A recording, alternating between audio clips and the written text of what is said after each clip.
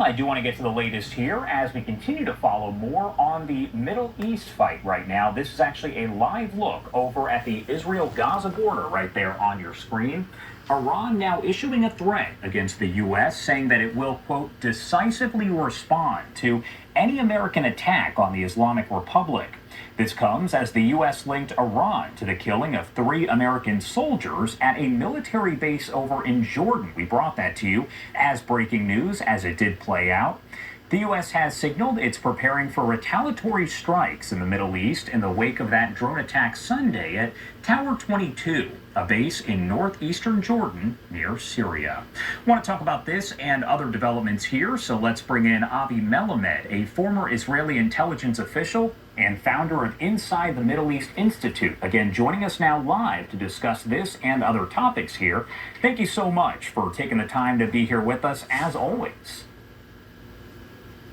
Thank you for having me, Josh. Of course. So first off, I do want to talk about this threat that was made by Iran against the U.S., and I just want to get your take on it and whether you think the U.S. really takes that seriously and it does play any sort of, I guess, impact into the reaction by the U.S. on that drone strike.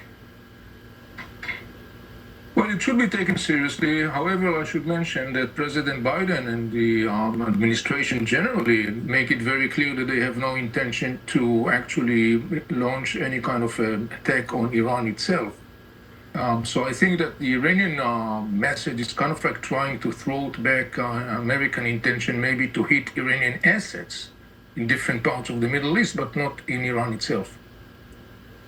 And you are the expert, so I want to get your take on this as well. How does an attack like this on U.S. troops even happen? How does something like this take place? Well, it's not so clear. There has been reports that there has been some false identification of this incoming UAV that was attacking the Tower 22 base. I'm not so sure to say that there wasn't any kind of like cyber attack involved. I do not know the ins and outs of the whole story, but as of now, this is at least the formal version that was reported regarding the circumstances of that attack. So it may be very possible that that was the case.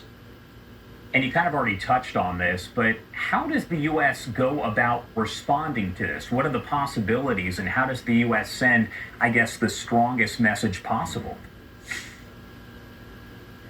I think there should be a couple of guiding lines in the U.S. planning, so to speaking. One is to avoid any kind of like attack on Iran or on any kind of like an Iranian asset that has formally attached Iranian sovereignty sign, like for example an Iranian ship. I don't think that we are heading there. That's not, to the best of my reading, that's not the direction.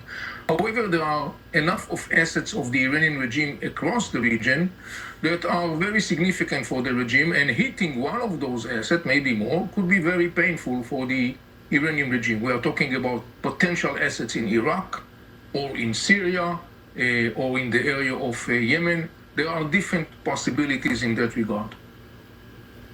Why would Iran be targeting the U.S.? Is it simply because of their siding with Israel amid the war? Is that even understandable at this point? Is there a way to really figure out if that is the reason behind it? There are 2 layers, roughly speaking, to the Iranian hostility towards the United States. One is the ideological one. We have to be aware of that. The United States viewed by the Iranian as a regime of evil. And the Iranian regime does not conceal its hostility towards the United States. The Iranian regime totally rejects anything that the West stands for.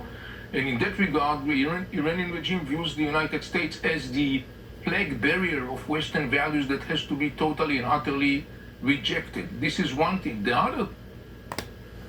All right.